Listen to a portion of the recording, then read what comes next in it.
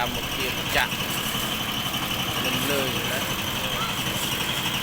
ជំរឿនពរញាតិញោមពុទ្ធបរិស័ទចិត្តឆ្ងាយជួយរួមតាមកម្លាំងវិទ្យាថា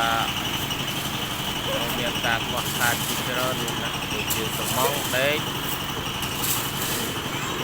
ហើយក៏សូមចម្រើនពរអរគុណចំពោះម្ចាស់សទ្ធាម្ចាស់ទានគ្រប់គ្នាញោមណាដែលបានចូលរួមកន្លងមក5000 10000 20000 1000 2000ក៏មានដែរឥឡូវបានដាក់សំងមក3តូនបន្ថែមលើនេះទៀតក៏អញ្ចឹងត្រូវការប្រើសំង12តូន